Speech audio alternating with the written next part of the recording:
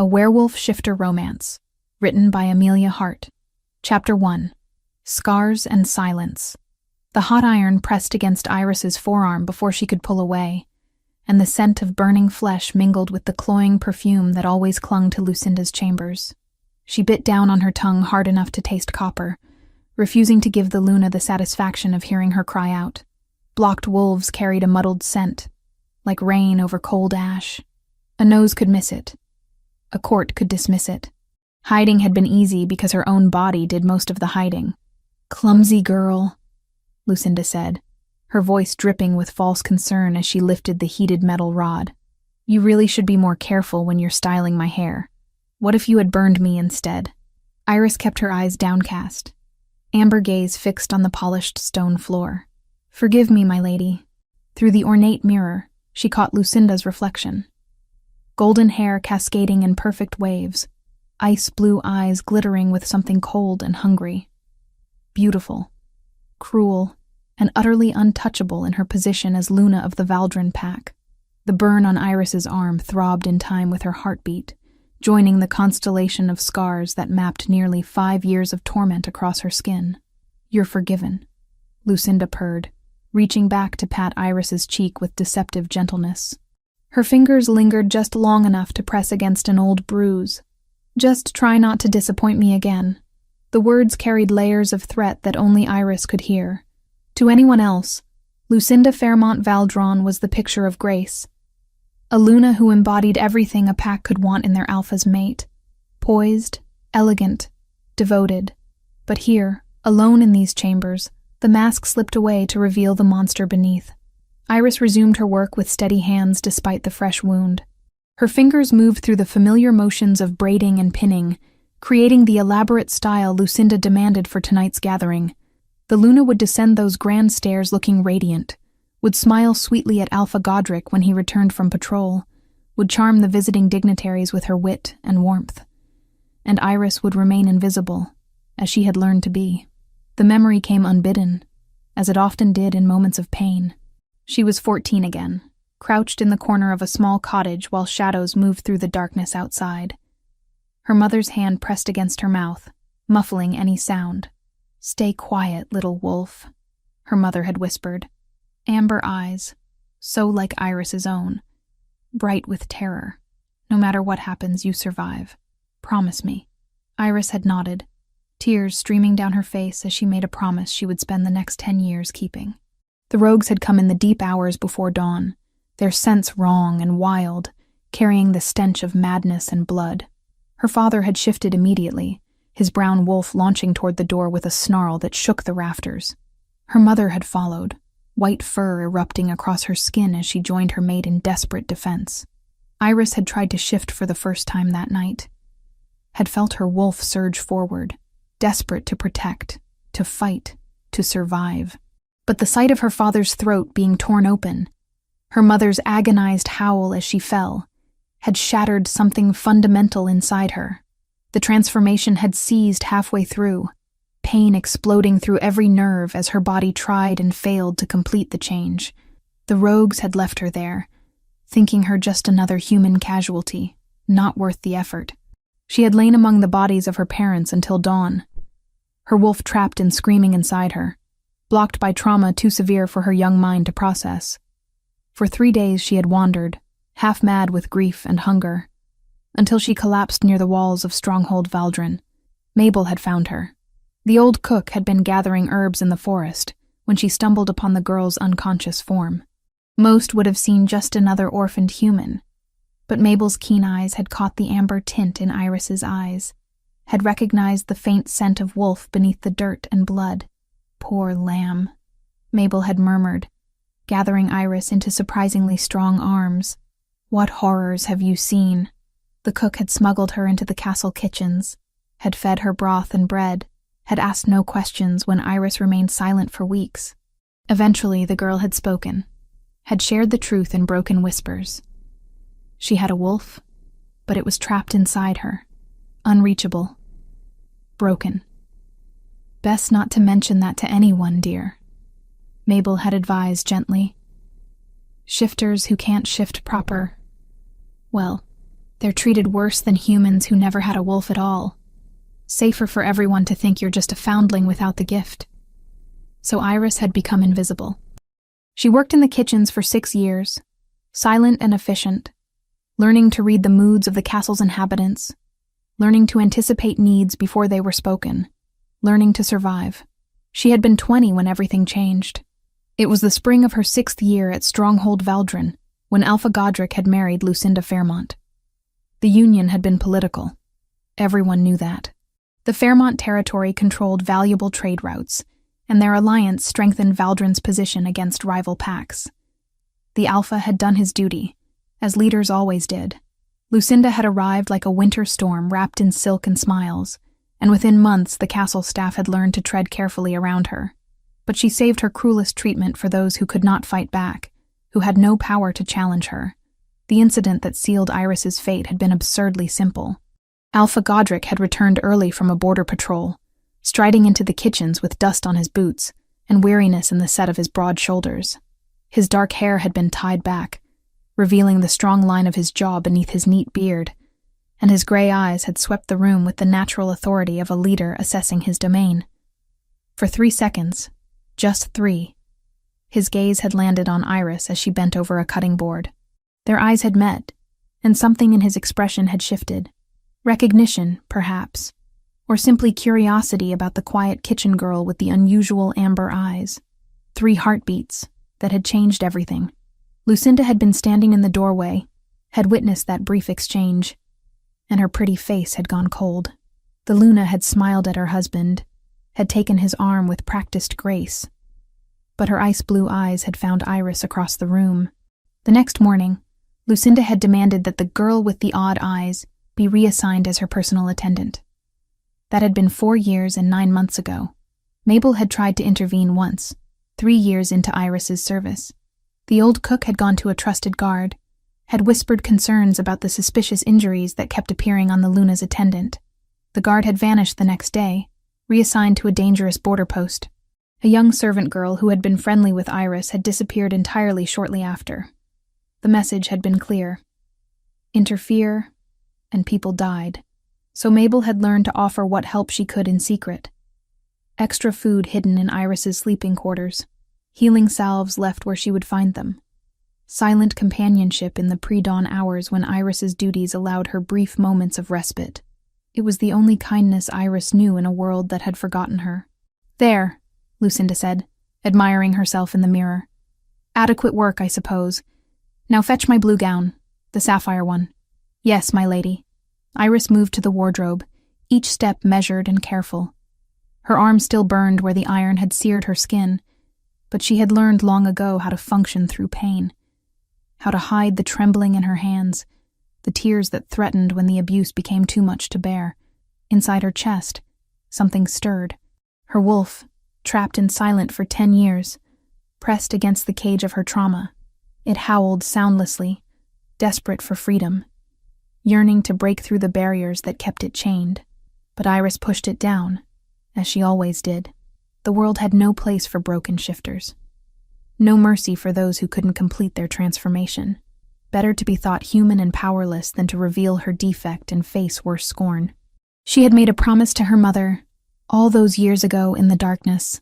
Survive, no matter the cost. So she would endure another night, another day, another year if necessary. She pulled the sapphire gown from its hanger and turned back to her tormentor, carefully blank expression firmly in place. Lucinda was already humming, pleased with herself, anticipating the evening ahead where she would shine as the perfect Luna, while her husband remained blind to the monster he had married. And Iris would be there, invisible in the shadows, bearing her scars in silence. Chapter 2. Blood and Judgment.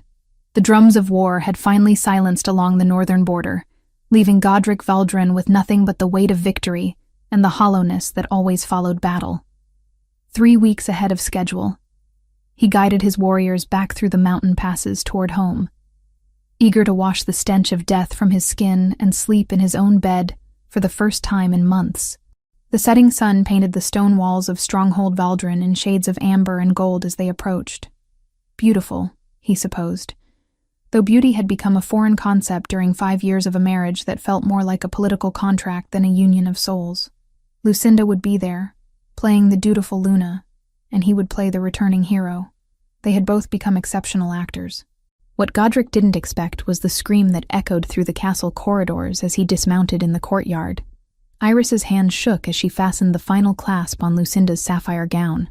The fabric had torn along the seam, a deliberate cut the Luna had made herself moments before, though no one would believe that truth. Already Lucinda's face had transformed into a mask of fury, ice-blue eyes glittering with something dangerous. "You ruined it," Lucinda hissed, her voice low enough that no passing servant would hear. "You clumsy, worthless creature. This gown cost more than your miserable life. My lady, I can mend it."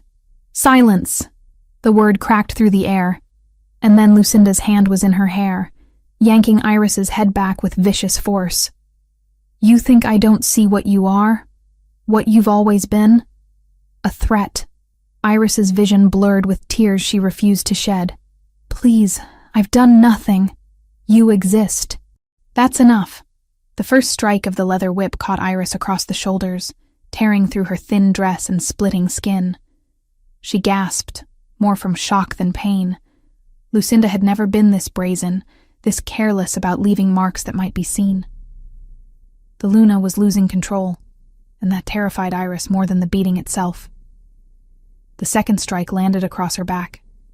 The third wrapped around her ribs. And something inside Iris, something that had been dormant and compliant for nearly 5 years, finally snapped. Her hand shot out instinctively, catching Lucinda's wrist mid-swing. For one breathless moment they stared at each other. The Luna shocked that her victim had dared to fight back, and Iris equally stunned by her own audacity. "Let go of me," Lucinda snarled, her beautiful face twisted with rage. Instead, Iris pushed. Not hard, not violently, but enough to break free of the Luna's grip, enough to make Lucinda stumble backward, and Lucinda, ever the actress, let herself fall. The Luna hit the floor with a theatrical cry, one hand flying to her head as if she'd been struck. The whip landed perfectly in Iris's trembling fingers, placed there by Lucinda's quick movements, though any observer would swear the servant had been wielding it all along. "Guards!" Lucinda's scream carried through the castle halls. "Help! She's attacking me!" Heavy boots thundered up the stairs. The door burst open, revealing 3 guards with weapons drawn. Their eyes swept the scene, their Luna on the floor, tears streaming down her perfect face, a visible red mark blooming on her cheek where she'd scratched herself during the fall, and Iris, standing over her with the whip still clutched in her hand and blood dripping down her back. "Seize her," the lead guard commanded. Iris didn't fight as rough hands grabbed her arms. What would be the point? The evidence was clear, the story already written. She had attacked the Luna. That's what everyone would believe, what the law would recognize, and the punishment for such a crime was death. As they dragged her toward the dungeons, Iris caught a glimpse of Mabel in the corridor. The old cook's face had gone pale, her weathered hands pressed to her mouth in horror. Their eyes met for one brief moment, and Iris tried to convey everything she couldn't say aloud. "Thank you for your kindness. Don't intervene. Save yourself." Then the darkness of the dungeon stairs swallowed her whole.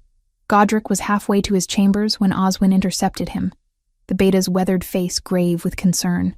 "Alpha, there's been an incident. Your presence is required immediately." The formality in his oldest friend's tone made Godric's wolf stir restlessly. "What kind of incident?" "The Luna was attacked by one of her servants. The girl is in the dungeons awaiting your judgment." Godric's jaw tightened. Lucinda had a habit of causing drama whenever he returned from campaign, usually some elaborate scheme to secure his attention or sympathy. "Attacked how severely?" "A mark on her face. Some bruising. Nothing that requires a healer's immediate attention." Oswin paused, and something in his expression shifted. "But Alpha, you should see the servant girl before you make your judgment. There are inconsistencies. Valdrins had no statute for mercy, but an Alpha's word could become custom in a breath. Godric made it so that night, in cases clouded by doubt, the healer examined first. The blade fell last. It was a loophole only authority could carve, and he carved it wide enough for the truth to walk through. That was unusual. Oswin didn't question pack law lightly, and the law in this matter was crystal clear. A servant raising a hand against the Luna was punishable by immediate execution. No trial, no appeal, no mercy. It was one of the oldest laws, designed to protect pack leadership from those who might abuse their positions of service. Very well. Take me to the dungeons first. The cell was dark, lit only by a single torch that cast dancing shadows across damp stone walls. The girl sat in the corner, knees drawn to her chest, and for a moment Godric couldn't see her clearly. Then she lifted her head, and amber eyes caught the firelight. Recognition hit him with unexpected force. The kitchen girl from years ago. The one with the unusual eyes. The one Lucinda had requested as her personal servant shortly after their marriage. He'd barely thought of her since that day. Had assumed she'd been treated well in the Luna's service. The assumption shattered the moment he truly looked at her. "Stand up," he commanded, his alpha voice carrying automatic authority. The girl rose slowly, each movement stiff with obvious pain. Her dress was torn and soaked with blood, fresh wounds across her shoulders and back that hadn't been treated. But it was the other marks that made Godric's breath catch in his throat. Old scars layered across her arms, the kind that spoke of repeated trauma over months or years. Burns in distinct patterns, cuts that had healed poorly, the evidence of systematic abuse written across her skin in a language no alpha could misread. His wolf surged forward, snarling with protective rage that had no business existing for a stranger accused of attacking his Luna. But the instinct was undeniable, overwhelming, wrong in a way that made Godric question everything he thought he knew. "What is your name?" he asked, his voice rougher than intended. "Iris. Alpha." Her voice was barely a whisper, hoarse with exhaustion or tears or both. "And you attacked my Luna?" Iris swallowed hard, and Godric watched her throat work around the words. "I pushed her when she struck me. I just wanted her to stop." The honesty in her admission caught him off guard. A guilty person would have denied everything, would have pleaded innocence or claimed self-defense more forcefully. But this girl simply stated the facts, as if she'd already accepted her fate and saw no point in fighting it. "Show me your back, all of it." Iris hesitated, shame and fear warring in her expression. But she obeyed. She turned and let the ruined dress fall forward, exposing skin marked by what must have been years of torture. Fresh welts from tonight's beating crossed over older scars. Burn marks, cuts, the distinctive parallel lines left by a whip used more than once. Something dark and furious uncoiled in Godric's chest. These weren't the injuries of a single incident. A moment of violence between servant and mistress. This was a pattern of sustained cruelty, hidden beneath long sleeves and careful silence. "How long?" he demanded. "Nearly 5 years, Alpha." 5 years. The entire duration of her service to Lucinda. The entire span of his marriage. "And you never spoke of this to anyone?" Iris pulled her dress back up, turning to face him again. There was no accusation in her amber eyes. Only resignation. "Who would have believed me, Alpha? I'm just a servant. She's the Luna. And pack law is clear about our respective positions." She was right. And that truth burned worse than any wound. "The law is also clear about your crime tonight," Godric said, his voice cold because his wolf was too close to the surface, too angry to trust himself with warmth. "Attacking the Luna carries a single penalty." "I know." Iris lifted her chin slightly, and Godric saw the strength beneath her submission. This girl had survived years of abuse without breaking, and she would face death with the same quiet courage. "I accept my punishment, Alpha. I only ask that my body be burned properly, not left for scavengers. My parents, they deserved better than I could give them. At least grant me a proper end." The mention of parents struck something tender in Godric's chest. Before he could question the impulse, he said, "I'm ordering a healer to examine you before dawn." Surprise flickered across her features. "Alpha? Standard procedure for all executions," he lied smoothly. It wasn't standard at all, but his beta wouldn't question him, and Godric needed time to think. "Guards will bring the healer shortly. Cooperate fully." He turned to leave, but paused at the cell door. Without looking back, he added, "And Iris, if you're lying to me about those scars, about any of this, I will know. And your death will be far less merciful than the quick end the law prescribes." "I'm not lying, Alpha," she said softly. "I've done many things to survive. But lying has never served me well." Godric left the dungeons with his mind churning and his wolf prowling restlessly beneath his skin. Something about this situation felt fundamentally wrong, and he hadn't stayed alive this long by ignoring his instincts. In her cell, Iris finally allowed herself to break. Tears she'd held back for years spilled down her cheeks as she curled into herself, trembling with pain and exhaustion, and something that might have been relief. Tomorrow she would die, but at least tonight, someone had finally seen her scars. Deep inside her chest, her wolf howled with desperate grief, a sound only she could hear, trapped as it had been since the night her parents were murdered. She pressed her palm against her heart, feeling the creature thrash against its cage of trauma and fear. "I'm sorry," she whispered into the darkness, uncertain whether she was apologizing to her parents, her wolf, or herself. "I tried to survive. I really tried." But survival, she was learning, had its limits. Chapter 3. Truth in Darkness. Oswin descended the dungeon stairs 2 hours before dawn, carrying a torch that cast wavering shadows across stone walls slick with moisture. He'd served the Valdrin family for 15 years, long enough to develop instincts about when something didn't add up.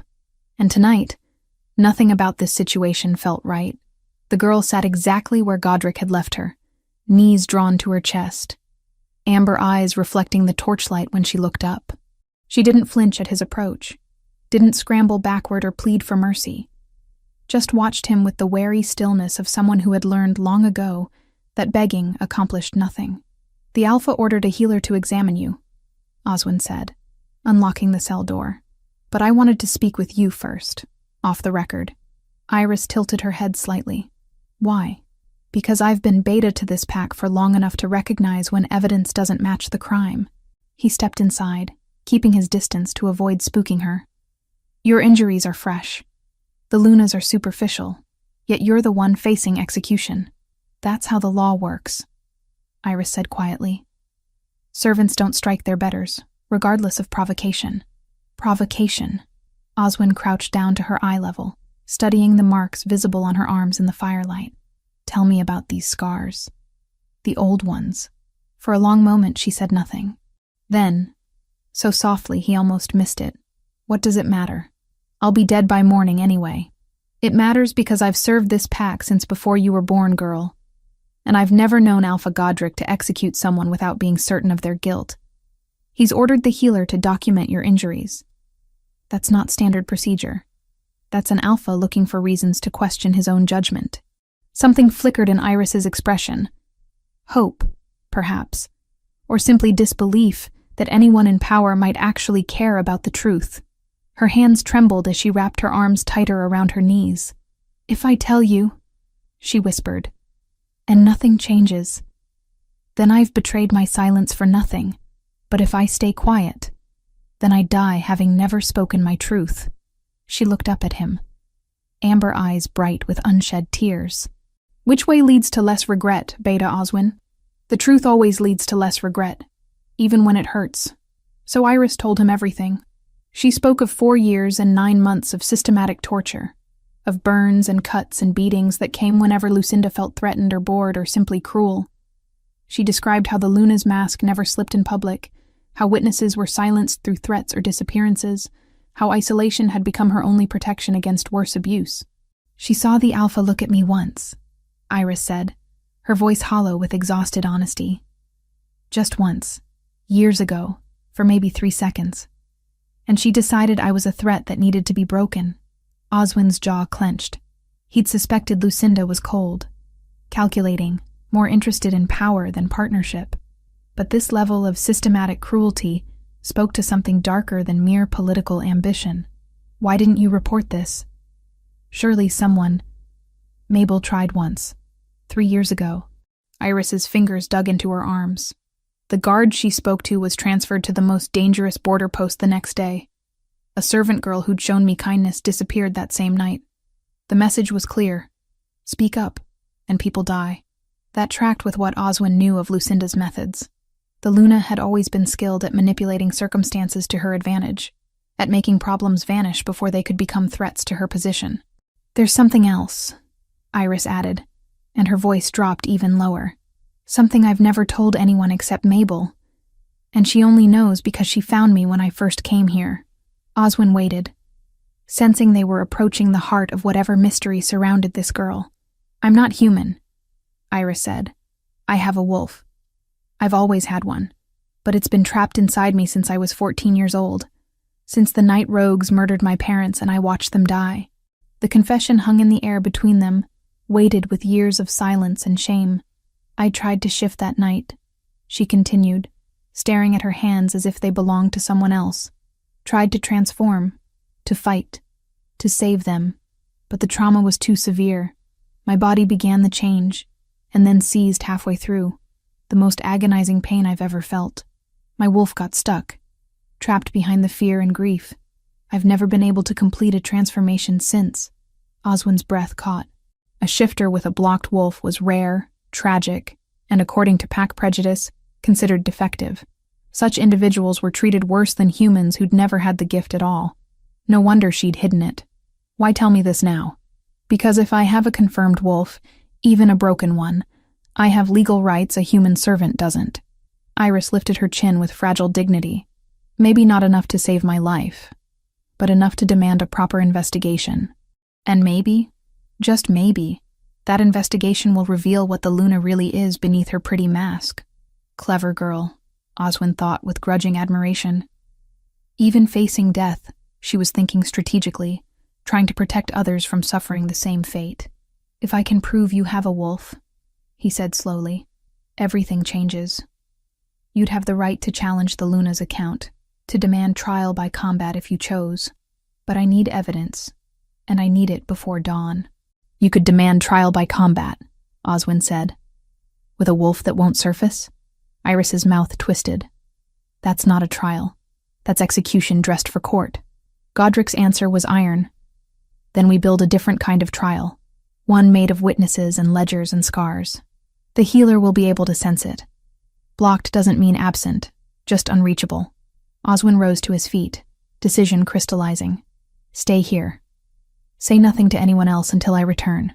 He left the cell and immediately sought out others who'd worked near the Luna's chambers. The late hour worked in his favor. Tired servants were more likely to speak honestly, less afraid when darkness provided cover. A young maid admitted she'd seen Iris appear with fresh injuries multiple times. But we were told the girl was clumsy, my lord. Accidents happen. An older steward reluctantly confirmed that food orders for the Luna's chambers never included portions for the personal attendant, despite custom dictating that servants ate when their mistresses did. I thought it strange, but it wasn't my place to question the Luna's household management. And then there was Mabel. Oswin found the old cook in her kitchen, grinding herbs with mechanical precision, though her weathered face was pale with distress. You know about the girl in the dungeons, Oswin said. It wasn't a question. Mabel's hand stilled. Iris, her name is Iris. Tell me what you know. The story that emerged painted a picture of sustained abuse that made Oswin's wolf snarl with protective rage. Mabel had found Iris a decade ago, half dead from grief and trauma, and had given the orphaned girl sanctuary. She'd watched helplessly as Lucinda systematically destroyed that same girl over years of service. I tried to help once, Mabel whispered, tears tracking down her lined cheeks. But the Luna made it clear. Interfere. And more people would suffer. So I stayed silent and hated myself for it. That ends tonight, Oswin promised. The healer arrived as the first gray light of pre-dawn began to filter through the high dungeon windows. She was an older woman, skilled in both medicine and the subtle energies that governed shifter physiology. Her examination of Iris was thorough and conducted in tense silence while Oswin watched from the cell entrance. Well? He demanded when she finally stepped back. The healer's expression was grim. The physical injuries are extensive and show clear patterns of repeated trauma over years. Burns, cuts, evidence of malnutrition and systematic abuse. She paused, then added quietly, "And there's something else. This girl has a wolf."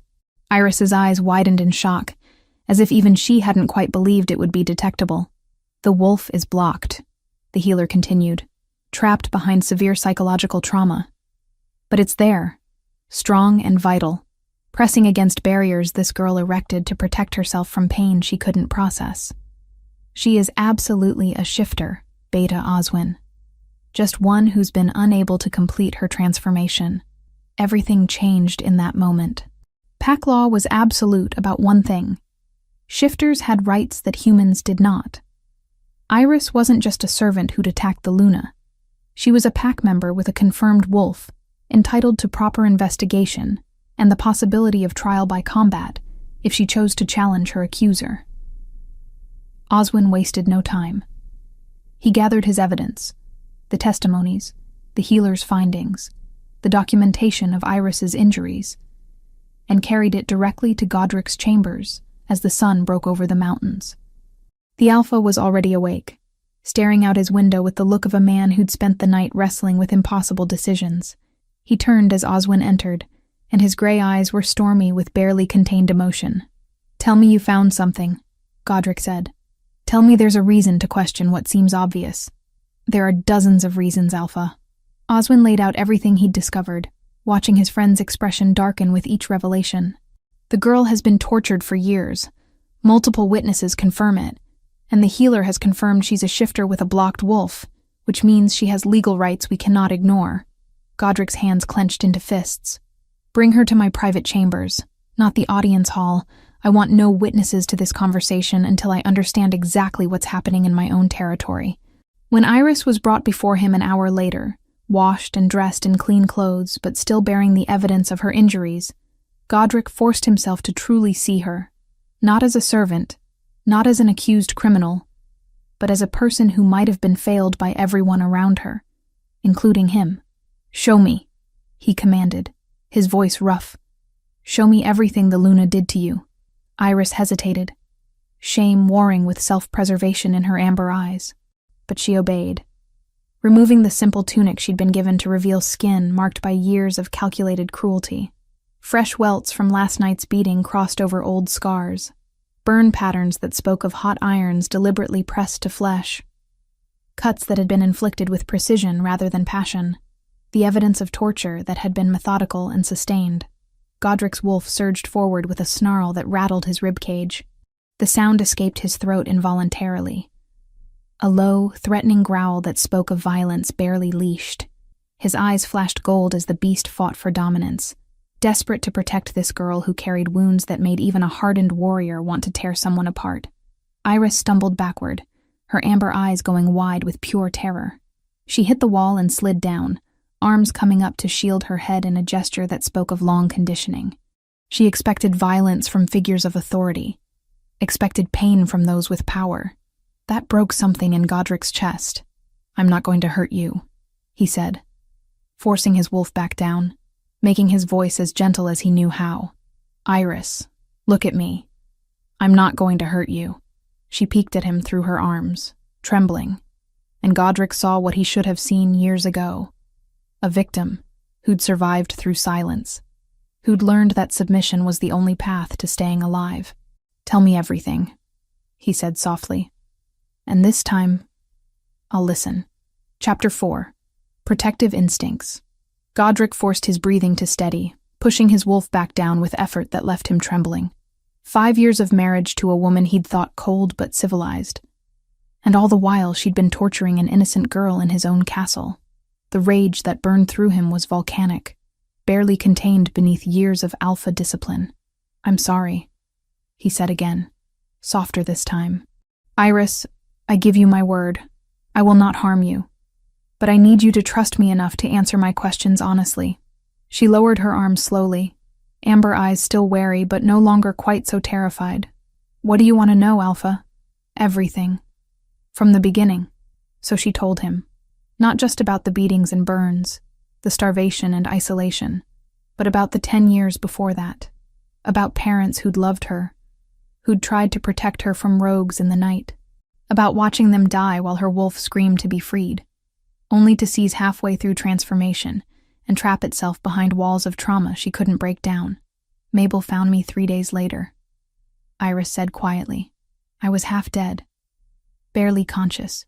She took me in, gave me work in the kitchens, told me to hide what I was, because shifters who can't shift proper are treated worse than humans who never had the gift. Godric's jaw clenched. She was right, and that truth shamed him. Pack hierarchy was built on strength, and those perceived as weak were often cast aside or abused. He'd never questioned that structure until now, until he saw its consequences written across this girl's skin. And then Lucinda requested you as her personal attendant. Yes, because you looked at me once, Alpha. Just once, for maybe 3 seconds, when you came to the kitchens after a patrol. She saw it, and decided I was a threat. Godric remembered that day vaguely. He'd been exhausted, hungry, looking for something quick to eat before dealing with paperwork. He'd noticed the quiet girl with unusual eyes, and thought nothing more of it. 3 seconds that had sealed this girl's fate for nearly 5 years.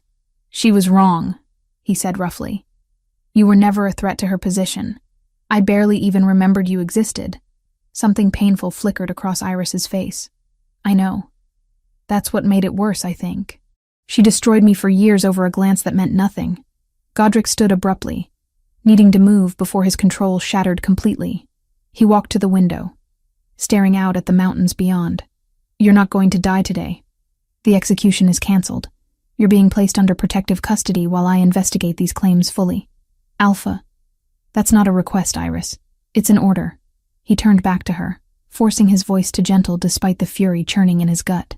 You have a confirmed wolf, which means you have legal rights regardless of what happened last night.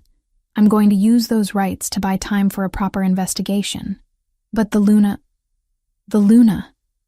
Godric interrupted, his voice dropping to something dangerous, is going to answer some very difficult questions. And she's going to do it without knowing you're the one who provided testimony. As far as she'll know, this is standard procedure following an incident involving pack members with confirmed wolves. Iris stared at him, hope and disbelief warring in her expression. You believe me? Yes. The word came out with absolute certainty. I've seen enough evidence to know you're telling the truth. What I don't know yet is the full extent of what's been happening in my own territory while I've been blind to it. He called for Oswin, who arrived within moments. Take her to the guest quarters in the East Wing. The comfortable ones, not the cells. Post guards at her door, but make it clear they're there for her protection, not imprisonment. She's to be treated as an honored guest, not a prisoner. Yes, Alpha. Oswin's expression showed approval of the decision. And send for Mabel. I want her testimony recorded officially. The old cook arrived within the hour, her weathered face pale but determined. Under Godric's direct questioning and Alpha command to speak only truth, she confirmed everything Iris had said and added details that made his blood run cold. Incidents she'd witnessed, injuries she'd treated in secret, the servant girl who'd vanished after showing Iris kindness. Why didn't you come to me? Godric demanded, though he already knew the answer. Because I tried once, Alpha, and people died for it. Mabel's voice shook. The Luna made it clear. Interference would only bring more suffering. So I gave what help I could in silence, and hated myself for being a coward. You're not a coward. You survived in an impossible situation. Godric dismissed her gently, then spent the next several hours interrogating servants who'd worked near Lucinda's chambers. The pattern was damning. Every single person questioned admitted to seeing signs of abuse, unusual incidents, suspicious injuries. They'd all assumed it wasn't their place to question the Luna's household management, or they'd been too afraid of retaliation to speak up. By midday, Godric had enough testimony to know the truth beyond any doubt. But knowing the truth and acting on it were two very different things when politics were involved. He summoned his council of elders that evening, presenting the evidence in cold, clinical terms. The 3 ancient shifters listened in grave silence as he laid out the pattern of abuse, the medical documentation, the testimonies from multiple witnesses. The evidence is clear, he concluded. My Luna has violated the code of honor by systematically abusing a pack member for years. Elder Thornwick, oldest of the 3, stroked his silver beard thoughtfully. The evidence is indeed disturbing, Alpha, but we must consider the political ramifications. Lucinda Fairmont is daughter to Alpha Brennan of the Fairmont Territory. Their alliance provides crucial trade routes and military support. To accuse her publicly without ironclad proof could trigger war. I have ironclad proof, Godric growled. You have testimony and medical evidence, Elder Moira corrected gently. But Lucinda will claim the girl is lying, that the injuries are self-inflicted or from other sources. She'll say this is a conspiracy to remove her from power, and her father will believe her, or at least claim to, because admitting his daughter is guilty would shame his entire bloodline. Godric's hands clenched into fists on the table. So I'm supposed to do nothing. Let her continue. We're saying you need to be strategic, Elder Brennan interrupted. Build your case carefully. Gather more evidence if possible. Most importantly, prepare for the political fallout before you make any formal accusations. This isn't just about justice for one abused girl. It's about the stability of your entire pack and the potential for war with a powerful neighbor. The words tasted like ash, but Godric recognized their wisdom. He needed time, needed to be methodical rather than reactive, even though every instinct screamed at him to drag Lucinda before the pack and expose her crimes immediately. Very well. I'll continue the investigation discreetly. But the girl, Iris, remains under my protection. Of course. She has confirmed wolf status, even if blocked. That gives her legal standing. Elder Moira nodded. We recommend placing her in comfortable quarters under the guise of recuperation from her injuries. Tell the Luna its standard procedure while the incident is reviewed. That night, Godric visited Iris in the guest quarters. She'd been bathed, dressed in clean clothes, given food and medical treatment. But she sat on the floor beside the bed rather than in it, as if comfort itself was foreign to her. You can use the bed, he said gently. That's what it's there for. It feels wrong, she admitted quietly, like I'm pretending to be someone I'm not. Godric settled into a chair across from her, careful to keep distance between them so she wouldn't feel trapped or threatened. You're a pack member with a confirmed wolf. That means you're entitled to proper treatment, regardless of what Lucinda made you believe. She'll know I talked. She'll find a way to punish me. She won't touch you again. I promise you that. The words came out with alpha authority, a vow that would bind him as surely as any oath. Right now, she thinks this is standard procedure following an incident between pack members. She doesn't know you've provided testimony, doesn't know I'm investigating her specifically. Iris pulled her knees to her chest, a defensive gesture that made her look younger than her 24 years. What happens next? I'm investigating her past. If she's done this before, there will be evidence. Godric leaned forward slightly. But I need your help with something. I need to understand about your wolf. She tensed. What about it? The healer says it's blocked, not absent. That it's been trying to emerge but can't get past trauma barriers. Has it always been like that? Since the night your parents died? Iris nodded slowly. I can feel it inside me, scratching at walls I built to survive. Sometimes when I'm in pain or frightened, it surges forward, but it can never break through completely. The transformation starts, and then just stops. Like my body remembers failing the first time and won't risk trying again. What if those barriers could be removed? What if a healer could help you complete the transformation? Her amber eyes went wide. Is that possible? I don't know, but I'd like to find out. Godric held her gaze. If you could shift, fully and properly, you'd have even more legal standing. More importantly, you'd have access to instincts and strengths that trauma has kept locked away. I'm afraid, she whispered. What if I try and fail again? What if the pain is too much? Then we stop. No one's going to force you into anything, Iris. But I think you're stronger than you realize. You survived 5 years of systematic torture without breaking. That takes a kind of strength most people never have to discover. Something shifted in her expression. Hope. Fragile and tentative, but real. Why are you helping me? You barely know me. Because something in my wolf recognizes something in yours. Godric thought, but didn't say. Because seeing your scars made me want to tear the world apart. Because I've spent 5 years in a marriage that was duty without warmth. And you're the first person in longer than I can remember who's made me feel anything real. Instead, he said simply, because it's the right thing to do, and because I failed you once by being blind to what was happening in my own territory. I won't fail you again. Iris studied him for a long moment, then nodded slowly. Thank you, Alpha Godric. Just Godric when we're alone. You don't need to be formal with me. Her lips curved in the barest hint of a smile, the first he'd seen from her. That feels even more wrong than using the bed. You'll get used to it. He stood, moving toward the door. Rest tonight. Tomorrow we'll start working with the healer on understanding your wolf better. And Iris? She looked up at him, amber eyes reflecting the lamplight. You're safe here. Whatever happens next, you have my protection. As he left, Godric caught himself thinking about her in ways that had nothing to do with duty or politics, and everything to do with the connection his wolf insisted was there. Dangerous thoughts, given that he was still technically married, but he couldn't deny them anymore. Then he could deny the sun rising. Something fundamental had shifted the moment he'd truly seen her scars, and there would be no going back. Chapter 5. Threads of Truth. The emissary returned after 3 weeks of searching, bringing with him a woman who'd fled the Fairmont territory 5 years ago under an assumed name. She sat in Godric's private study, hands trembling around a cup of tea Mabel had prepared, her eyes haunted by memories she'd spent years trying to forget. Tell me about your time as Lucinda Fairmont's personal attendant, Godric said gently, though his wolf prowled restlessly beneath his skin.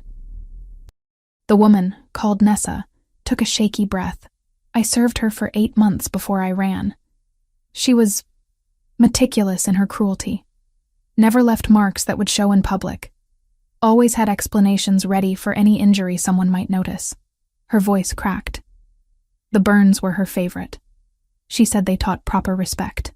Oswin recorded every word while Godric listened, his rage building with each detail that mirrored Iris's testimony.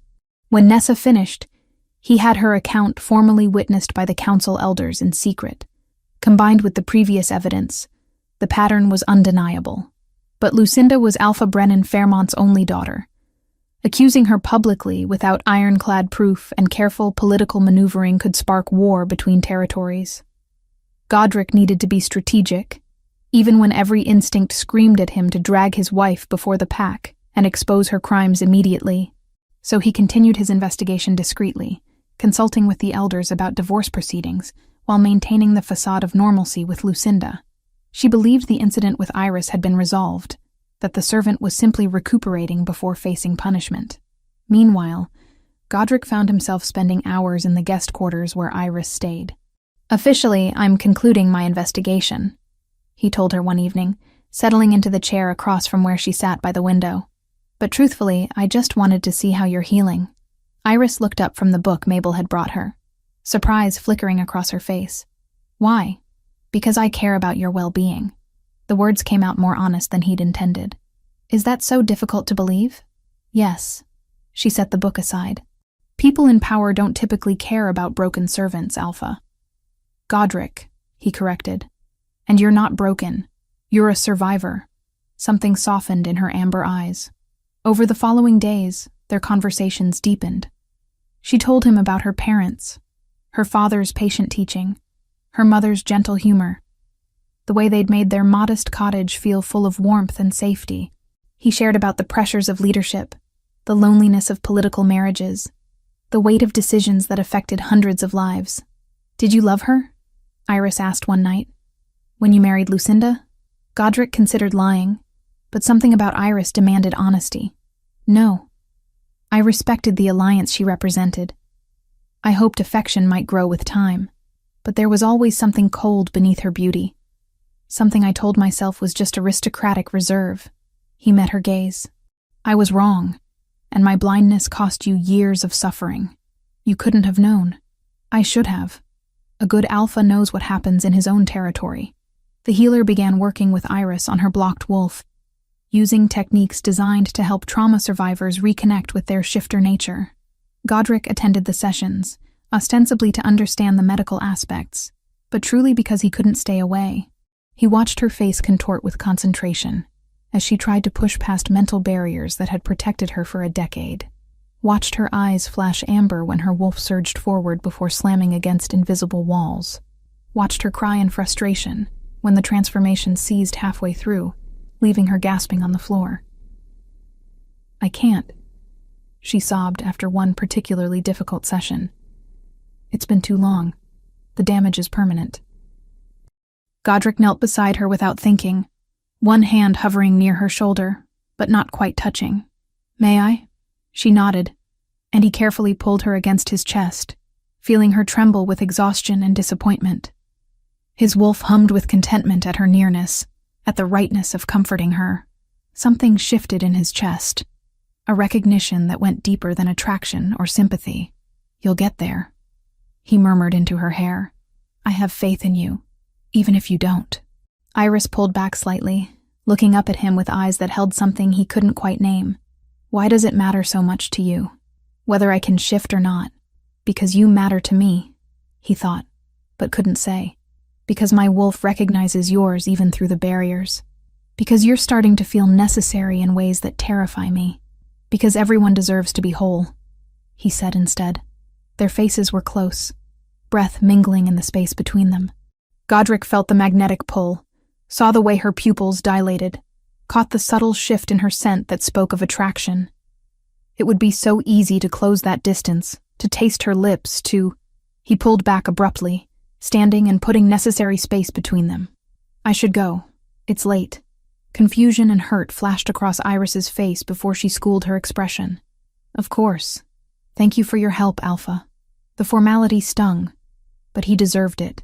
He was still married, still bound by duty, if not affection. Kissing Iris, no matter how much his wolf demanded it, would be a complication neither of them needed. But gods, he wanted to. The breakthrough came during a thunderstorm 3 weeks into the investigation.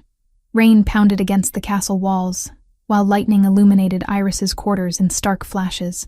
Godric had been working in adjacent rooms, reviewing documents about Lucinda's family connections, when he heard the scream. He burst through her door to find Iris curled on the floor, eyes wide with terror, her body shaking violently. Not from physical pain, from memory. "They came in the rain," she gasped, barely seeing him. "The rogues." Thunder covered the sounds of them breaking down our door. I can hear my mother screaming. I can smell the blood. Godric dropped to his knees beside her. "Iris, you're safe. You're here with me. The storm is just weather." But she was lost in the flashback, 14 years old again, and watching her parents die. Her breathing became rapid and shallow, on the edge of a panic attack that could stop her heart. "Listen to my voice," he commanded with alpha authority, forcing her focus to him. "Feel my hand on your shoulder. You're not in that cottage. You're in Stronghold Valdrin, and I swear on my life that nothing will hurt you here." Her amber eyes slowly focused on him, present bleeding back into past. "Godric? I'm here." He pulled her against his chest again, one hand stroking her hair while the other held her steady. "I've got you." Thunder crashed outside, and she flinched. He began talking, telling her stories about his childhood, about learning to shift for the first time and accidentally destroying his father's study, about Oswin teaching him to track by scent when he was barely 10 years old. Anything to keep her grounded in the present, away from the memories that threatened to drown her. Gradually, her breathing steadied, her trembling subsided, and then, so quietly he almost missed it, "Thank you." They stayed like that for hours, his back against the wall and her curled against his chest, listening to the storm pass while he held her safe. Somewhere in those dark hours, Godric admitted a truth his wolf had known from the moment he'd seen her scars. This wasn't just duty or sympathy. This was something far more dangerous. When dawnlight finally crept through the windows, Iris stirred against him. "You stayed all night. You needed me to." He carefully extricated himself, every muscle protesting the movement. "How are you feeling?" "Embarrassed. You're the alpha, and You survived a traumatic memory triggered by weather. There's no shame in that." He stood, offering his hand to help her up. When her fingers touched his, that same electric current ran through them both. "Iris, I need to tell you something." She looked up at him, amber eyes wary. "What?" He should tell her about the investigation's progress, about how close he was to having enough evidence to confront Lucinda. Should maintain the professional distance that was rapidly crumbling between them. Instead, he heard himself say, "You're not just a responsibility to me anymore." Her breath caught. "What am I then?" "Everything," his wolf whispered. "Mine." But he couldn't say that. Not yet. Not while he was still legally bound to another woman, no matter how hollow that bond had become. "Someone I care about," he said carefully. More than is probably wise, given the circumstances. Something bright and fragile bloomed in her expression. Hope mixed with fear. "I care about you too. But I don't know how to do this. I've never been allowed to just feel things. Everything was about survival. Then we figure it out together. Slowly. No pressure." A sharp knock interrupted the moment. Oswin's voice came through the door. "Alpha, we have a problem." Godric opened it to find his beta holding a piece of parchment, his expression grim. "One of Lucinda's servants was caught questioning the guards about your visits here. She's been reporting back to the Luna about how much time you spend with the girl." Ice flooded Godric's veins. If Lucinda suspected the investigation had expanded beyond routine procedure, she'd either run or escalate. Either option was dangerous. "What does the Luna know?" "That you've been visiting Iris daily. That you seem personally invested in her recovery. She doesn't know about the testimonies we've gathered, but she's suspicious enough to start asking questions." Godric's jaw clenched. The investigation wasn't complete yet. He still needed formal statements from the council acknowledging the evidence before he could move forward with divorce proceedings. But time had just run out. "We need to move faster," he said. "Schedule a private council meeting for tomorrow night. I'm presenting everything we have and demanding formal judgment on Lucinda's fitness as Luna. And if they rule we need more time, then I'll invoke my right as Alpha to dissolve the marriage on grounds of code violation. It'll cause political chaos, but I won't risk Iris's safety for diplomatic convenience." After Oswin left, Godric turned back to Iris. She stood by the window, arms wrapped around herself, looking small and vulnerable, in ways that made his protective instincts roar. "This is my fault," she said quietly. "I should have stayed hidden, should have—" "No." He crossed to her in 3 strides. "This is Lucinda's fault. All of it. And it ends soon. I promise you that." She looked up at him, amber eyes bright with unshed tears. "What happens to me when it does end? When the investigation is over and you don't need to visit anymore?" The question held layers of meaning he couldn't fully address yet. But he could offer truth. "I'll still visit. Not because I have to, but because I want to." He lifted one hand, carefully tucking a strand of dark hair behind her ear. "You're not getting rid of me that easily, Iris."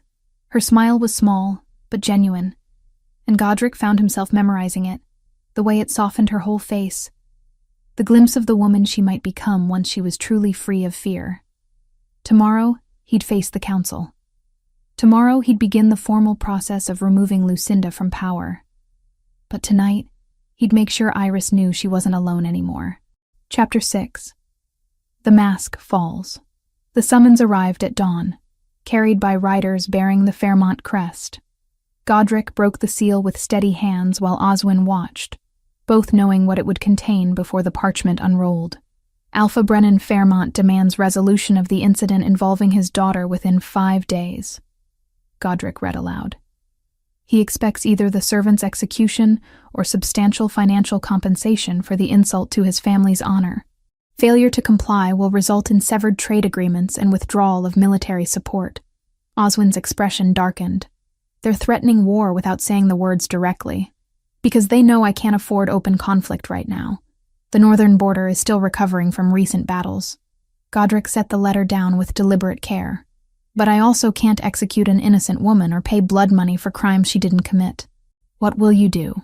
Force their hand before they force mine. Godric's jaw tightened. Schedule the council meeting for tonight. Public assembly in the Great Hall, not private chambers.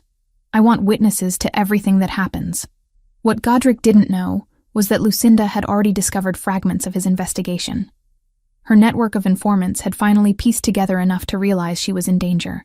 The spy she'd planted among the servants had reported his frequent visits to Iris, the testimony gathering, the emissary who'd returned from Fairmont territory with a former attendant. She stood in her chambers now, staring at her reflection in the mirror, her mind racing through possibilities. Running would admit guilt. Denial wouldn't work if he had actual evidence. But there was one option that might salvage everything: turn herself into the victim one final time.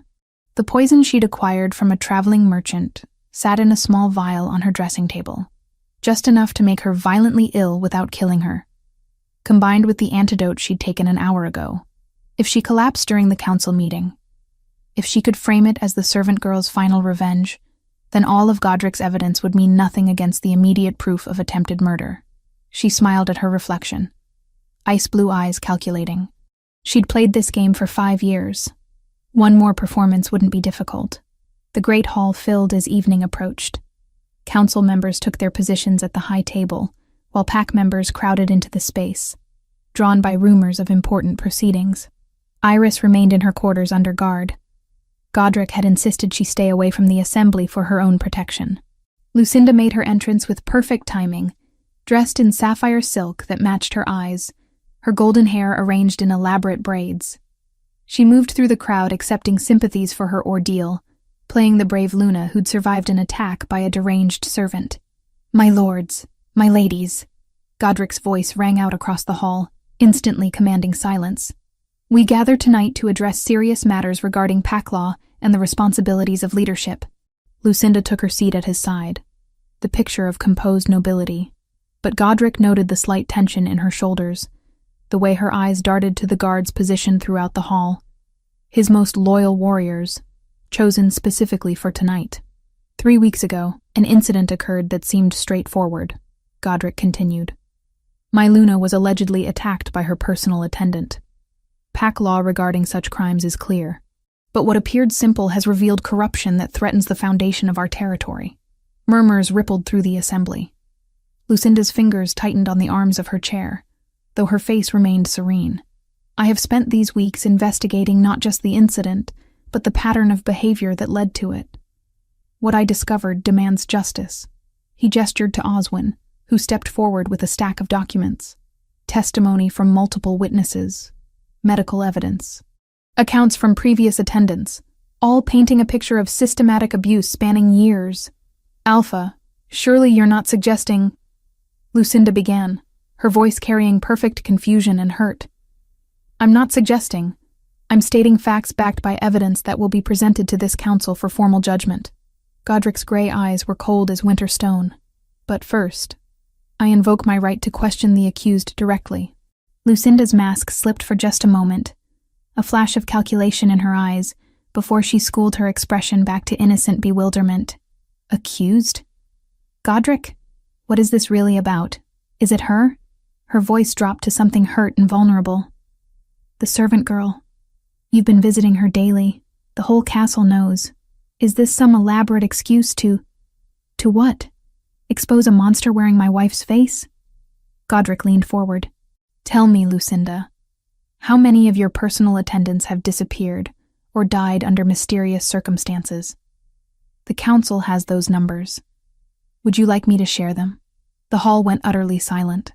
Lucinda's hand moved to her goblet of wine, the one she'd personally poured before sitting down, the one laced with poison that would soon make her collapse in seeming proof of the servant's continued vendetta. But before she could drink, Godric continued. I should also mention that I've had guards watching you constantly for the past week. Every movement, every conversation, every meal preparation.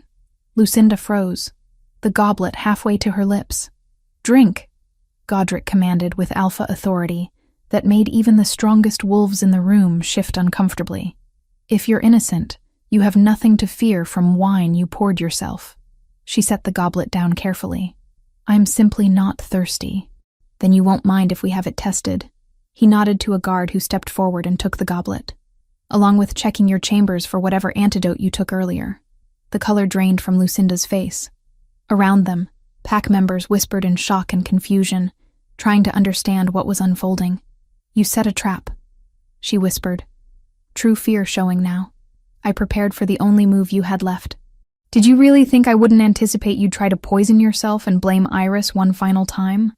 Godric stood, his presence filling the hall. Guards witnessed you adding something to that wine, The healer will confirm it's poison, and will find the antidote in your chambers, purchased from a merchant whose records show you acquired both substances 2 days ago." Elder Thornwick rose, his expression grave.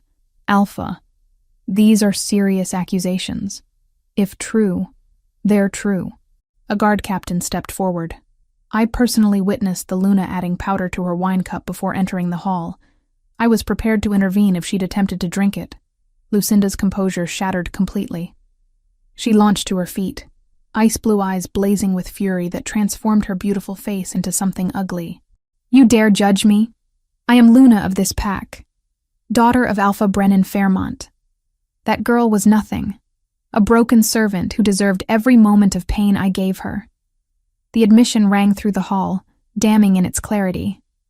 "She deserved it because you looked at her," Lucinda continued, too far gone to stop now. 3 seconds, Godric. You looked at her for 3 seconds and I saw it. The interest in your eyes, the way your wolf recognized something. So I took her from you. I broke her piece by piece, day by day, until there was nothing left that could threaten my position. You tortured an innocent woman for nearly 5 years because of 3 seconds of casual notice. Godric's voice was deadly quiet. You murdered servants who tried to help her. You violated every code of honor a Luna is sworn to uphold. Honor? Lucinda laughed, the sound brittle and desperate. You want to talk about honor when you're clearly besotted with a former slave? This entire investigation is just you justifying your desire to replace me with someone younger, more broken, easier to control. That's enough. Elder Moira's voice cut through Lucinda's tirade. Lucinda, you have confessed to crimes of systematic abuse and attempted murder. The evidence is overwhelming. This council has no choice but to— Wait, a new voice interrupted. Cold, authoritative, and unexpected. Alpha Brennan Fairmont strode into the hall, his silver-streaked hair and stern features marking him clearly as Lucinda's father. Behind him came several Fairmont warriors, their presence causing immediate tension among the Valdrin pack. Father. Lucinda's expression transformed to relief. Thank the gods. Tell them this is madness. Tell them. I received word 2 hours ago of tonight's proceedings. Brennan interrupted, his face carved from stone. I came immediately because I needed to hear with my own ears whether my daughter had truly brought such shame upon our bloodline.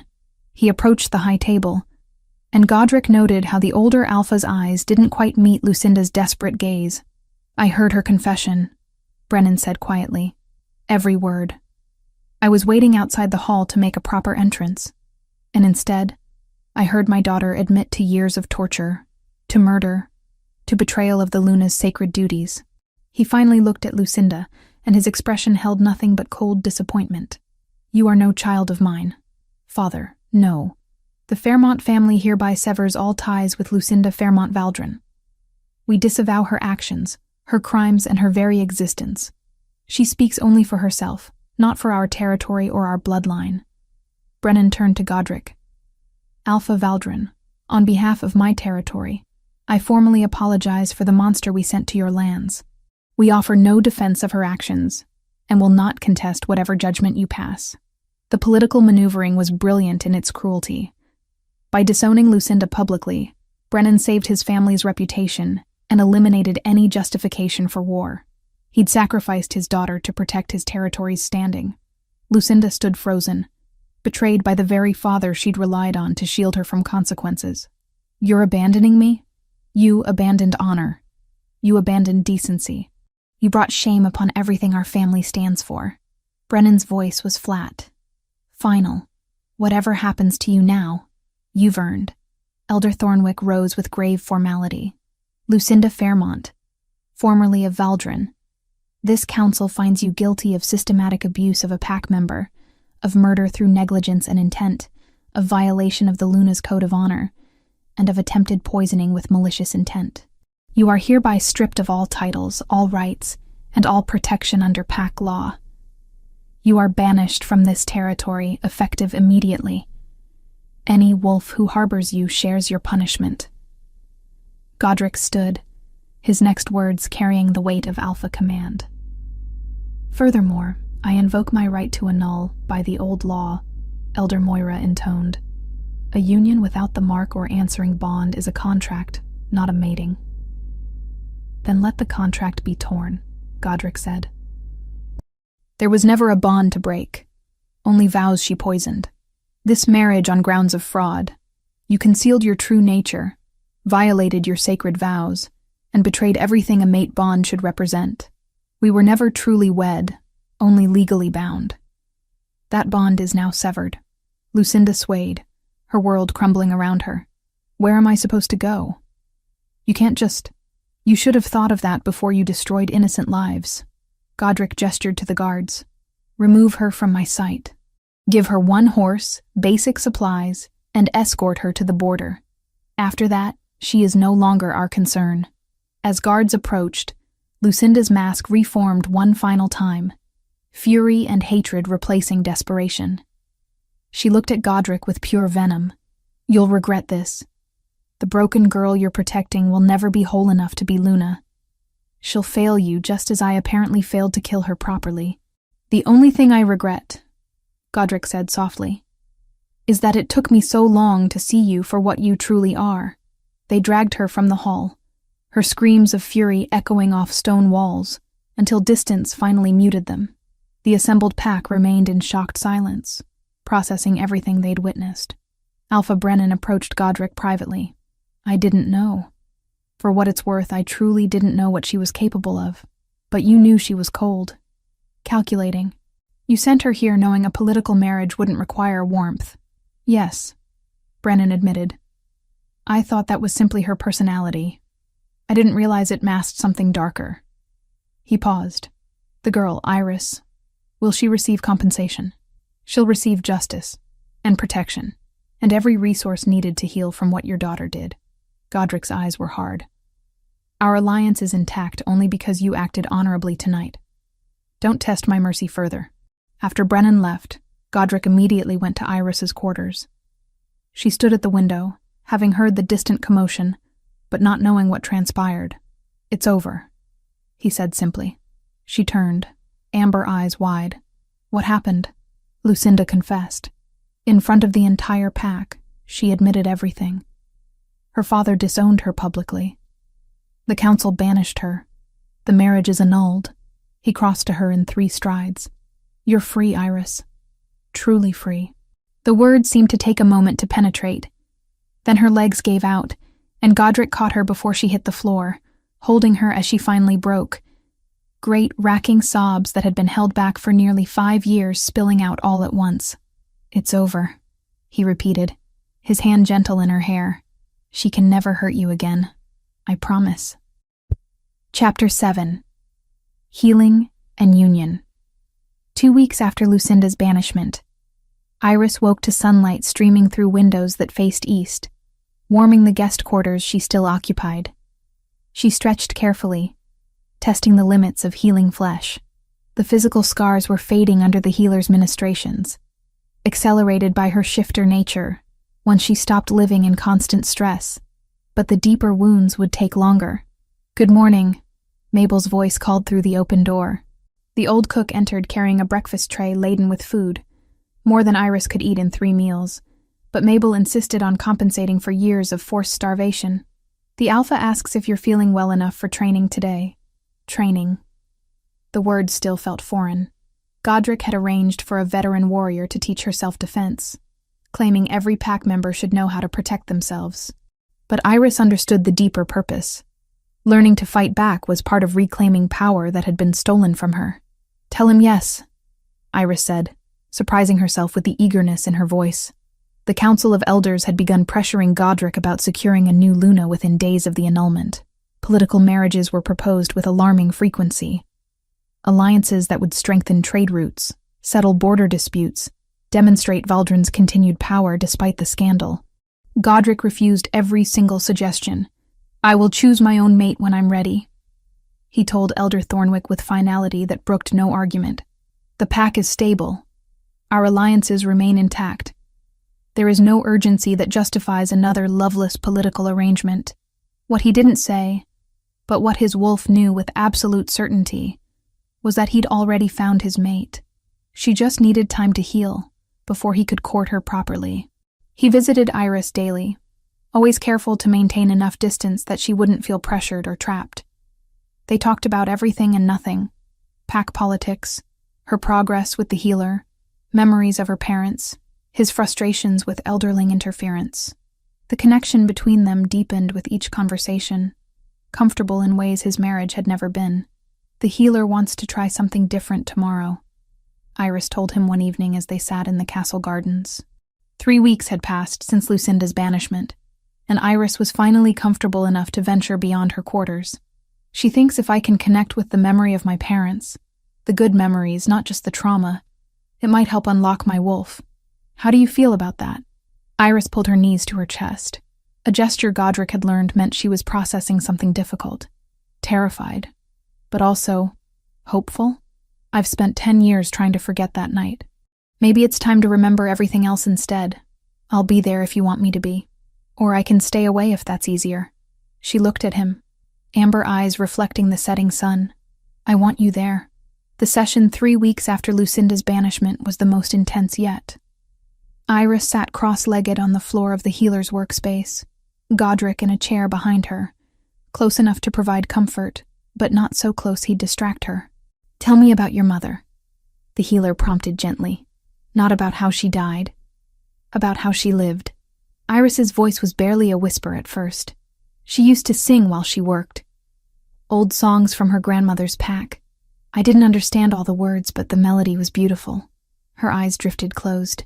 She smelled like pine needles and bread. She always had flour on her hands. Good. And your father? He was patient. So patient. He taught me to track by scent when I was 6. We'd spend hours in the forest, and he never got frustrated when I made mistakes. A small smile curved Iris's lips. He had this deep laugh that made his whole body shake. Now remember the night they died. Not the violence, the love. They fought to protect you. They wanted you to survive. Iris's breathing quickened, her hands clenching into fists. Inside her chest, her wolf stirred. Not with the violent desperation of the past, but with purpose. With recognition of what had been lost and what remained. They loved you enough to die for you, the healer continued. Your wolf tried to emerge that night to protect them. It's been waiting ever since, trying to honor their sacrifice. Let it out, Iris. Let it be free. Something inside her fractured, not painfully, but like ice melting after a long winter. Her wolf surged forward, and this time when Iris reached for the transformation, the barriers didn't slam shut. They dissolved. Her eyes blazed amber gold, claws extended from her fingertips. Fangs pushed past her lips. It wasn't a complete shift, but it was the farthest she'd gotten in 10 years. Her wolf was there, present and aware, no longer trapped behind walls of trauma. Godric's own wolf responded instantly, recognizing hers with a soul-deep certainty that made his breath catch. The connection wasn't just attraction or affection. It was fate. True mate. The bond his kind rarely found but always yearned for. Iris opened her eyes, amber fading back to human awareness, but with her wolf now accessible, tangible, real. I did it, she gasped. Godric, I did it. He was beside her in an instant, pulling her into his arms, holding her as she laughed and cried simultaneously. His wolf hummed with contentment, finally allowed to be close to its mate, finally able to protect and cherish what belonged to it. I'm so proud of you, he murmured into her hair, meaning every word. The attack came at midnight 3 days later. Iris woke to a sensation she'd never experienced before. A wrongness in the air, a prickling awareness that danger approached. Her newly awakened wolf sensed it first. Hostile intent, multiple sources, moving toward the castle with purpose. She was out of bed and racing through corridors before conscious thought caught up. Guards were stationed throughout the castle, but they didn't know yet, didn't sense what she could sense. Alpha!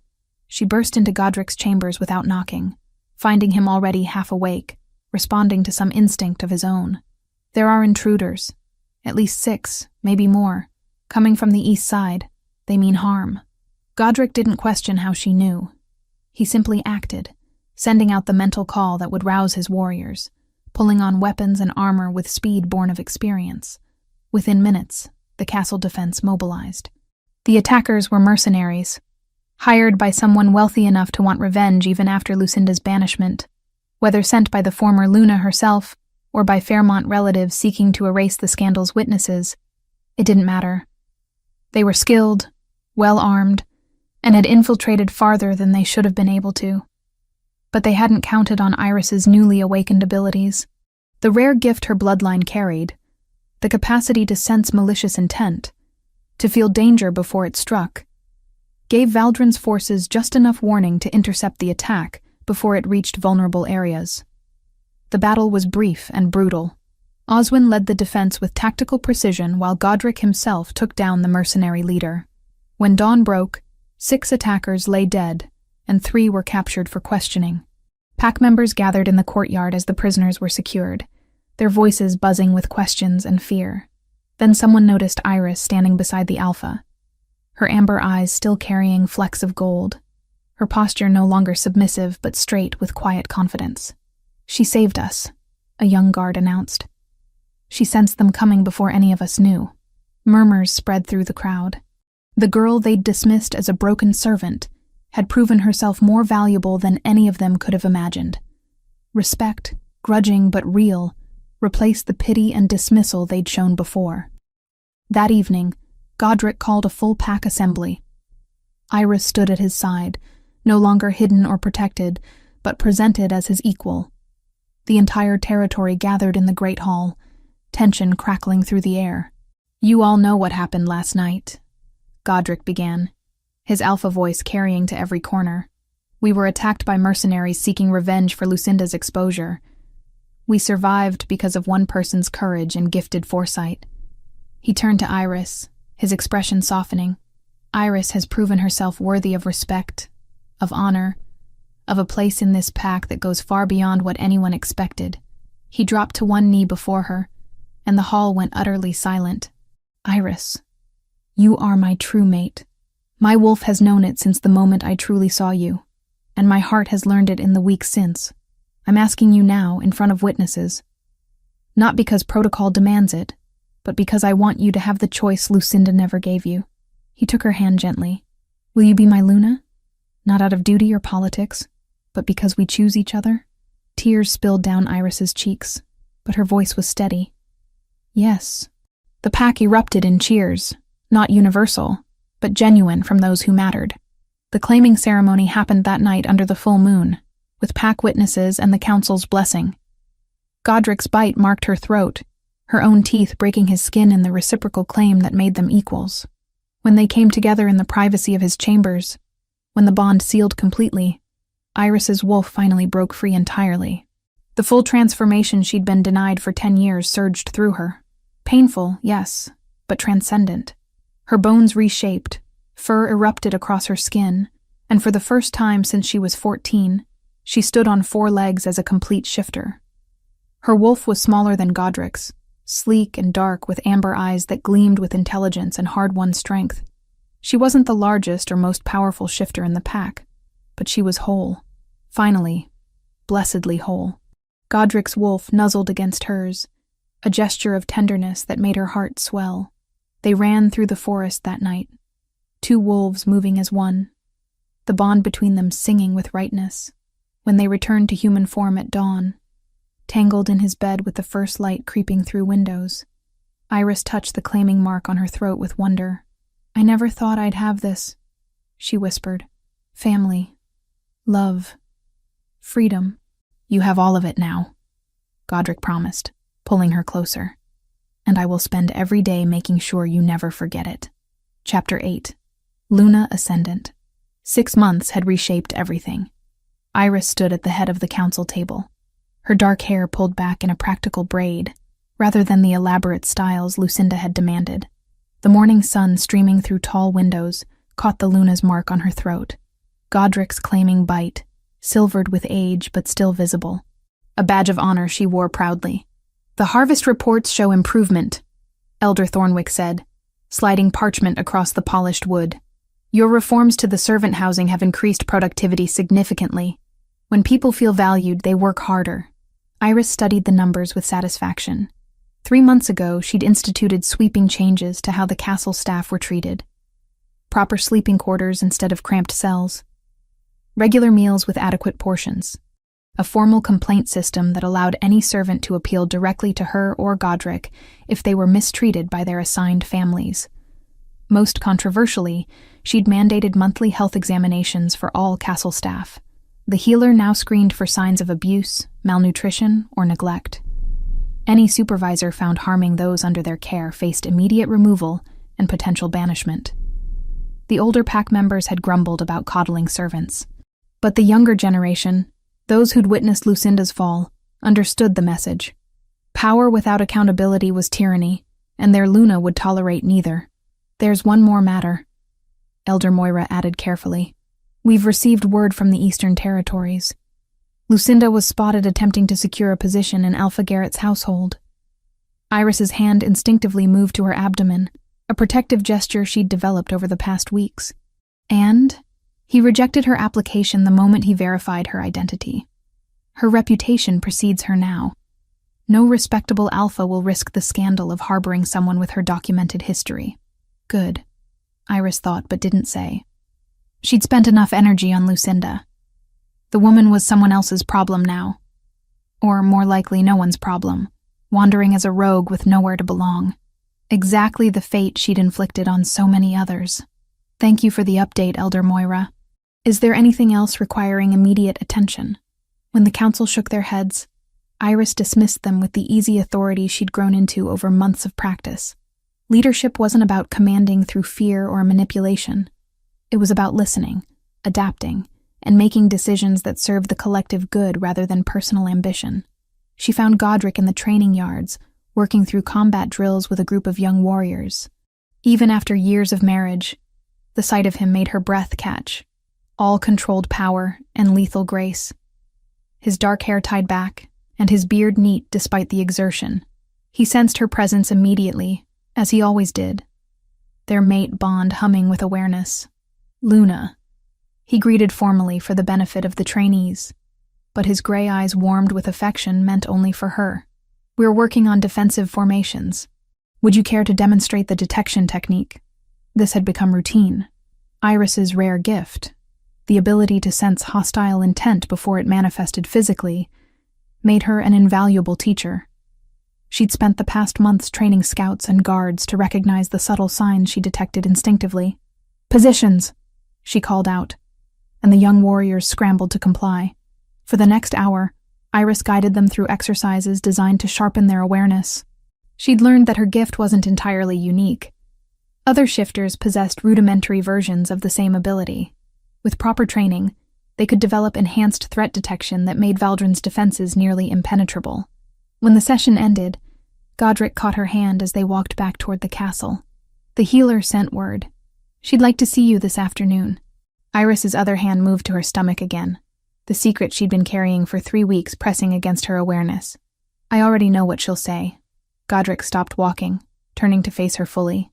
"Iris, I'm pregnant." The words came out soft, almost reverent. "About 6 weeks, I think. I wanted to be certain before I told you." His expression transformed, shock melting into wonder, then fierce protectiveness. He pulled her against his chest, one hand cradling the back of her head, while the other spread across her still flat abdomen. "Are you afraid?" She'd expected the question. After years of abuse and trauma, pregnancy represented vulnerability she'd once never imagined surviving. But she'd also spent months healing, learning to trust her own strength and the safety Godric provided. "No," she said honestly. "I'm not afraid. Not anymore." That evening, they announced the news to a private gathering of close friends. Mabel wept openly, pulling Iris into a fierce embrace that smelled of flower and herbs and home. The old cook had semi-retired from daily kitchen duties, but still supervised meal preparations, and had become the grandmother figure Iris had lost too young. "Your mother would be so proud," Mabel whispered. "So proud of the woman you've become." Oswin raised his cup in a solemn toast. "To the future heir of Valdrin. May they inherit their mother's wisdom and their father's strength." Later, alone in their chambers, Godric held Iris before the massive windows overlooking the territory spread below. The moon hung full and bright, painting everything in silver light that made the mountains look ethereal. "Do you remember the first night I brought you here?" he asked quietly. "After Lucinda was banished? You stood by this window like you couldn't believe it was real. I couldn't. I kept thinking I'd wake up back in that cell, that freedom was just another cruel dream." Iris turned in his arms to face him. "Sometimes I still can't believe this is my life, that I'm Luna, that I'm carrying our child, that I'm allowed to just be happy." "You're not allowed to be happy. You've earned it." Godric cupped her face with both hands, his touch infinitely gentle. "Every day, you prove that survival isn't just about enduring, it's about transforming. You took everything Lucinda tried to destroy and built something stronger from the ruins." Iris pressed her palm over his heart, feeling the steady rhythm that matched her own. Their bond thrummed between them, a constant reminder that she was no longer alone, no longer fighting just to make it through each day. She had purpose, partnership, peace. "The scars are still there," she said softly. "Physical ones faded, but the others, sometimes I wake up and forget I'm safe. Sometimes I still flinch when someone raises their hand too quickly. That's not weakness. That's memory. And memory keeps us vigilant." He kissed her forehead. "But it doesn't have to define us anymore." A knock interrupted the moment. One of the night guards entered at Godric's command, his expression apologetic. "Alpha, Luna, I apologize for the intrusion. There's a situation requiring your attention." A young woman arrived at the gates claiming sanctuary. She says she served as a personal attendant to a Luna in the Western Territories and has proof of systematic abuse. Iris and Godric exchanged glances, an entire conversation happening in the space between heartbeats. This would become their legacy, not just justice for Iris, but a precedent that abuse of power would no longer be tolerated in silence. "Bring her to the guest quarters," Iris said. "Make sure she's fed, given clean clothes, and knows she's safe. I'll speak with her in the morning." After the guard left, Godric pulled her close again. "You're going to help her." "Of course I am. Because someone helped me. Because someone saw me when I'd learned to be invisible." Iris looked up at her mate, her partner, the alpha who'd broken every expectation of what power should look like. "We're going to make sure every Luna in every territory knows that if they abuse those under their care, there will be consequences. Real ones. That's going to make us unpopular in certain circles. Good. I'd rather be unpopular and righteous than well-liked and complicit." They stood together at the window long into the night, two wolves who'd found each other against impossible odds.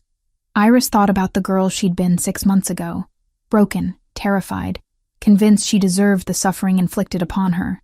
That girl was gone, transformed through fire into someone stronger, someone who could stand before a pack and command respect earned through wisdom rather than fear. Her parents would have been proud. The knowledge settled warm in her chest, easing an ache she'd carried for 14 years. She'd survived.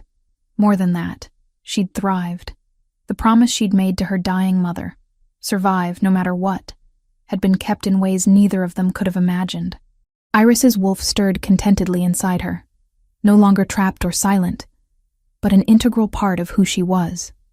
Free, whole, finally able to run without fear through forests that belonged to her as much as anyone. "What are you thinking about?"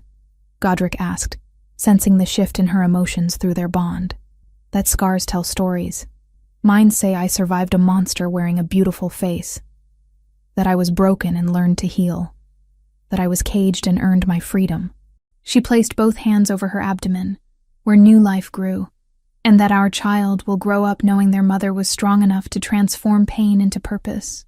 They'll also know their mother is brilliant, compassionate, and occasionally terrifying when someone threatens those under her protection. Iris laughed, the sound coming easier now than it had in the early days. "Only occasionally? I'm trying to be diplomatic." She turned in his arms, rising on her toes to kiss him with a passion that still surprised her. The realization that she could want someone without fear, could be intimate without expecting pain. That love didn't require submission or sacrifice of self, but rather the choice to stand beside someone as equals. When they finally pulled apart, Godric rested his forehead against hers. I love you, Luna of Valdrin. Today, tomorrow, every day we're given. I love you too, Alpha. My mate. My partner. My choice. Outside their windows, the moon continued its steady journey across the sky, illuminating a territory that was safer, more just, and more compassionate than it had been under previous leadership. Pack members slept secure in the knowledge that their Luna would protect them, not through fear or manipulation, but through genuine care for their well-being. And in the guest quarters, a young woman who'd fled abuse cried tears of relief, finally believing that sanctuary was more than just a word. Iris had kept her mother's final command: survive. But she'd done so much more than merely endure. She'd built a life worth living, created a legacy worth leaving, and found a love worth celebrating. The scars would always be there, reminders of battles fought and won. But they no longer defined her. They were simply part of her story, the dark chapters that made the bright ones shine all the more beautifully.